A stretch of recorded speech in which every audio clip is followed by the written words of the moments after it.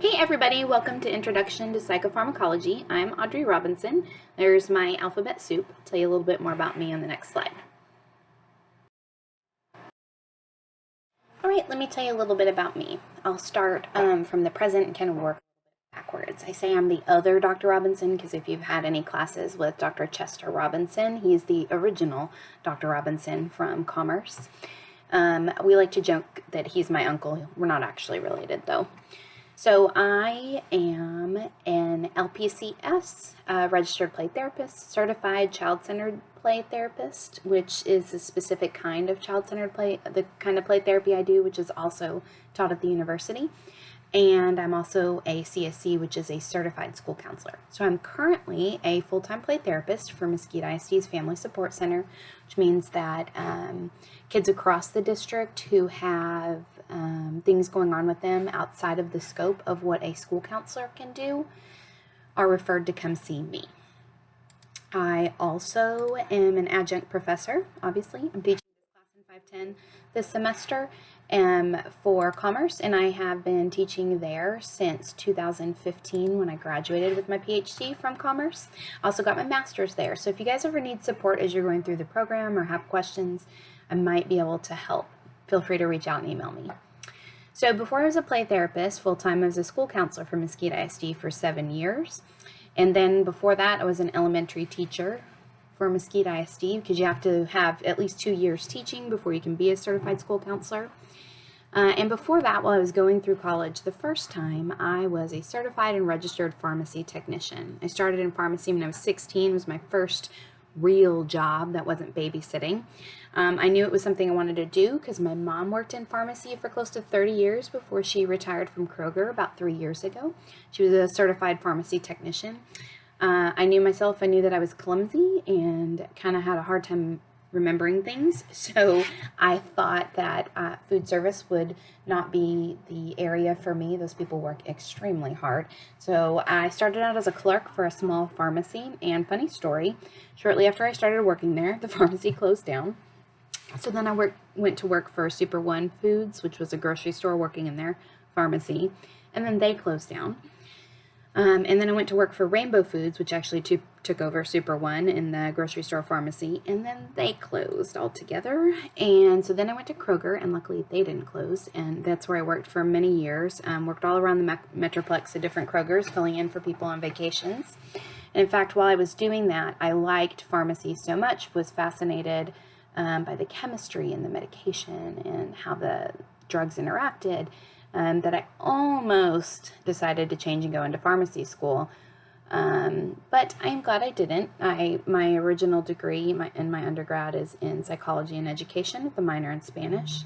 And so I really, really enjoy working with clients. And part of that, I get to use my passion about medication and my knowledge. All right, so I always want to talk about the why before anything, really. Anything training or anything I do. Teach this course. It helps to kind of set the focus and give the whole picture. So you might be one of those people that likes to see the whole picture and then look at the parts, or first you want to look at the parts and then the whole. So I want to talk about the why of this course. Why are you taking this? You might need an elective, you might be required on your degree plan, maybe you thought it was interesting, maybe it just fit with your schedule. I think the point of this course is so that we can really learn how to help our clients. And so that is my approach to this course. I don't expect you in everything to memorize every detailed scientific explanation and every detailed process. What I want you to know when you're reading is, how does this affect my clients? How can I use this to help understand my clients and help my clients and advocate for them? We are never ever going to use this information to tell our clients to do something, give them any kind of medical advice, tell them to take, not take, or give our opinions on what we would or wouldn't do or wouldn't give to our kids or anything like that, because that would be considered practicing medicine without a license. And so, but we need to understand what our clients might be going through. And so kind of looking at this from the lens of a counselor, counseling looks at our clients from a wellness perspective, which is different from the medical model. In counseling, we look at our clients from like a holistic approach. You know, we look at our whole client. We're not necessarily going to be always working with diagnosis. That means that our clients could have one, and while we can diagnose, that we don't always need that to then prescribe a treatment like the medical model would. We're going to be working with our clients whether or not they have a diagnosis. Sometimes we have to do that for insurance purposes. Sometimes our clients come to us with diagnosis, and that's why we need to be well versed in diagnosing and in medications, so we know what side effects to look for, what the medications might mean. If our clients don't disclose to us any diagnosis, we might have some clues based on what they're taking. And the words mental illness often get a really bad rap. It gets a bad connotation out there, and there's such a stigma around mental health and mental illness. So a new word is being used to talk about people who meet a criteria for a variety of diagnoses, and that word is neurodiverse. So rather than saying that we're working with a child with autism, you know, that is a valid diagnosis. We would never say, oh, I work with autistic kids, because we don't ever put the label before the person. We always put the person in front of the label. We would say that, oh, I work with neurodiverse populations who might have things like an autism diagnosis or sensory processing. So that label is being used, and that is much more inclusive and has a less stigma behind it. So I kind of wanted to make you guys aware of that. And so I want to, throughout this course, for you to see how knowledge of medication, working with prescribers, understanding how pharmacies work, how that fits into working with our clients or our students if you're in the school counseling world. All right, so reasons to take this course. Help clients understand treatment options. You know, you can see that comes from Meyer and Deitch, 1996. Understand how taking medication or non-compliance, which is refusing or stopping medication, can affect progress in therapy, which is the piece that we'll be doing as counselors. And then ACA, the American Counseling Association, and other professional licensure boards, since like the late 90s, have started recommending this training, and as far as like CAC-REP accrediting and different things require this. All right, so let's talk about the goals of the class. And I didn't like just make this up. I found a really wonderful article that was well researched, and it was by Ingersoll, and so they came up with some different reasons and goals of the class and the structure. And so the first two come from APA. APA Level 1 guidelines say that we need to educate counselors on how various classes of psychotropic medication affect our clients, and then teach and hook you guys up with current info, because medications and information on drugs is constantly changing, even though there's not a huge amount of force being put into researching and finding new psychotropic type medications right now. We need to know what is the latest information out there. APA Level 2 guidelines would be train us to work with specific populations, like children and older clients. The last two chapters we read in our book and focus on are on children and geriatric age clients. Obviously, children are going to react differently because of the formations of their brain and how they metabolize things differently than adults. And the same thing with older clients. Their metabolisms slow way down, so the way medication interacts with their body is different, and it's important to know those things when we're working with those populations. Like children is my specialty, and so not all drugs are recommended for children and have different side effects. And then the last thing is understand the counselor functions and discussing medication with clients, you know, including reviewing information and offering therapeutic support for related issues. Maybe a client comes to you and says, oh, I'm here to, talk about my family problems, but you realize they're taking an anxiety or depression medication. Kind of gives you another lens of how to help your client and the different facets of what they're going through. And also, you can help clients understand information that's been passed on to them by the prescribing physician, and evaluating the quality of other informations clients have obtained. Now, we're not going against anything that physicians say. We're not recommending our clients try a new medication or stop a medication or anything like that, because that would be considered practicing medicine without a license. All right, so structure of the class. We cover a few different areas. One of those is the biological basis of psychopharmacological treatment. Yeah, it's fun. I'm going to say that a bunch and stumble through it. So when we're talking about the biological basis, we're looking at biologically active chemicals called ligands, including hormones, neurotransmitters, neurohormones, and neuromodulators. We're also talking about the elements of neurotransmission, the receptor families, and their functions. All that good sciencey stuff. All right, we're also going to look at the principles of psychopharmacological treatment. That would be how drugs move through the body, that's called pharmacokinetics, and drug mechanisms of actions, that's called pharmacodynamics. Pharmacokinetics involves drug absorption, the distribution, binding, metabolism, and excretion. What other class do we get to talk about poop? Pharmacodynamics is the physical and biological effects of psychotropic medications and how they work. An example of this, of the usefulness of this, would be counselors can support clients who are waiting for the therapeutic effects of a drug to begin. Like many antidepressants, take up to 6 weeks to really feel, the full effect of relief. And so us knowing that can help our clients when they're saying, oh, I started this medication, it's not helping, I think I'm going to quit. We can kind of help encourage them to stick with it, and then after 6 weeks to go back to their physician, the prescriber. All right. General introduction to clinical pharmacology. So we're going to talk about the historical uses of medications to treat mental and emotional disorders. Thank goodness it's come a long way. There were some pretty interesting practices that you guys will learn about. Legal and ethical issues. Obviously, this is a huge part of this course.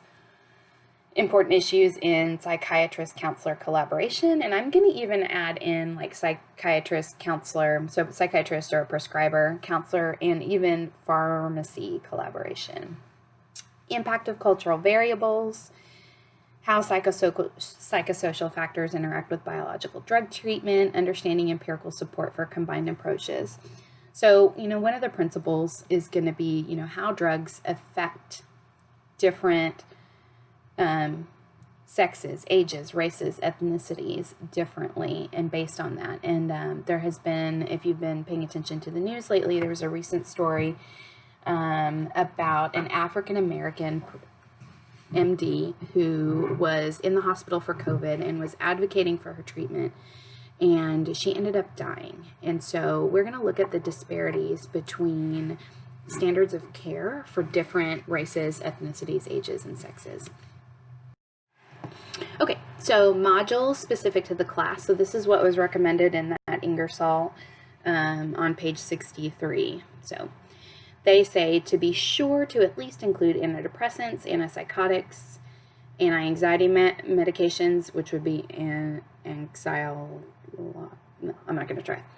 Cognitive enhancers, mood stabilizers, psychostimulants. I hope you're laughing at me mispronouncing that word. So they also suggest that the treatment of substance use disorders is covered, and so that's covered pretty extensively in Counseling 581. So we're not really going to touch too much on that. We are going to hit it a little bit, and it's really important to know some of the biological factors of like drug absorption and the physical aspects of medications, and that will be able to carry over to substance use. We are going to talk about some illegal drugs right now. All right. So here's how we can support our clients. It helps clients process issues related to taking medication. If they're feeling like they're not sure if they want to, or there's shame or guilt about taking it, this can especially be cultural. We can also identify issues related to noncompliance with prescribed medications. We know our clients may come in and talk about how they don't like how they feel, or how certain side effects, and if we know the side effects of medication, we can know if that's something that's kind of outside the norm, or if that's a pretty big one, and we can kind of help talk them through that, or maybe refer them back to their prescriber. We can forge positive relationships with the prescribing physicians for the purposes of consultation and client advocacy.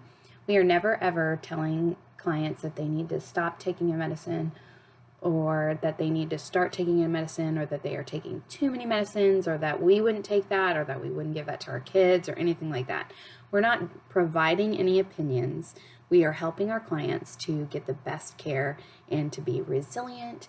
And if we feel that maybe something has been prescribed in error, to consult with the prescriber, not to tell them we think they didn't prescribe the right thing, but to tell them what we see, of course, with a release from our clients.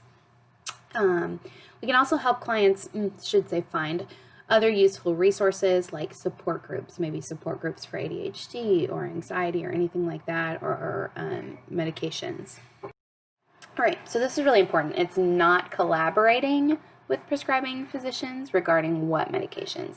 So we are never saying, oh, I think they should take this or that, or I don't think they should take this or that, or this is too many, or anything like that. That is not our place. And sometimes when this course is taught, there's a portion that, like, you know, you write up what medication you would give somebody. That is not our place, because we really don't know all that goes into that, and the contraindication between other medications and other disorders, and how things are metabolized in the body with different illnesses, like physical illnesses and those sort of things. And so we don't want to get into that, because that is huge liability. It is ethically not okay, and that is considered practicing medicine without a license, which is illegal. And to talk about this, I am going to have a pharmacist friend come and kind of talk about like what retail pharmacy is and what all goes on behind the scenes, because sometimes pharmacy is just thought of as like, oh, they just put pills in a bottle, or, you know, slap a label on something and go, but there's really a lot that goes into it, and checking and double checking. And pharmacists are really masters of medication and how they work, how they're absorbed, how they interact with other things. And so she's going to kind of give us a little talk about that. There's so much that goes into that. All right, we are also not advising clients on how to take their medication or to stop their medication. All right, so 7 Habits of Highly Effective Psychopharm Students. Ha ha ha, if you've ever read any of the 7 Habits books. So do the readings each week. I want you to read each week. There's not a weekly assignment or anything like that. There's no quizzes or tests. And this is because I really wanted this course to focus on how we apply this to clients. And so we apply it to clients by knowing this material. Do you have to know it inside and out and have it all memorized? No, you don't. But you need to be able to know the different classes and some of the interactions and some of the different things. Like, you need to know antidepressants might not take full effect for 4 to 6 weeks. So I want you to really know those things, and then I want you to keep some of this information handy for when you're practicing and when you need it later on. The assignments are designed to extend upon the reading, so I may have journal articles or things on top of the reading, but I do want you to do the reading. Now, you don't have to read it like terribly in depth where you're remembering every single facet of it, but I want you to read it and get a good understanding. Oh, hey, look, there's another error. I misspelled reading. Fun. Okay, posting for discussion boards. There's going to be 5 discussion boards, and then there's going to be another one that's related to your presentation. So there are a total of 6 discussion boards, but that one's scored with the presentation. These are going to be based on the readings. They're going to be based on topics we're covering. And so it's really important, and this is different than your other classes, that you post your initial discussion post by Thursday at 11:59 p.m. That initial post is worth up to 4 points out of the 10 that discussions are worth. Then you need to reply to 3 peers. Those replies are worth up to 2 points each. So if you don't post your initial post by Thursday, you're not going to get credit for that part. And then the discussions will close Sunday at 11:59 when they're open. And so what you want to do in these discussions are demonstrate that you have read the textbook chapters, watched any videos or lectures that I'm posting, and that you're applying course materials to whatever the discussion is. Now, the first one is up. It's just an introduction and a wellness check that's due by this Sunday. The other discussions, I'm still working out when exactly they're going to be posted, but you're going to have plenty of time. All right, and then if you desire a certain grade on assignments or this class, follow descriptions in the syllabus and the rubrics. Read all the blocks in the rubrics. I grade by the rubric when I have it out when I'm grading your assignments. So hopefully everything is really transparent. All right, here's my references where I got this information. And I just want to encourage you, like, if you have questions, there's that virtual lounge. You can reach out to your peers. If you want to reach out to me, email's the best way. I answer most of the time in 24 hours, like Monday through Friday. Don't hesitate to reach out. Let me know what's going on with you. If you need any support, like, I really want this course to be a great experience, really transparent. If you read my little welcome on the course shell, I am teaching this for the first time, and so I'm learning right along with you guys. And so we're trying it out, and so I'm happy for feedback. Please let me know if things are not right on the course shell, if there's any incorrect information, or if links don't work, or any of that kind of stuff. I really want this to be a great experience, and I want you to leave this class knowing best how to help your clients. All right, thanks for listening.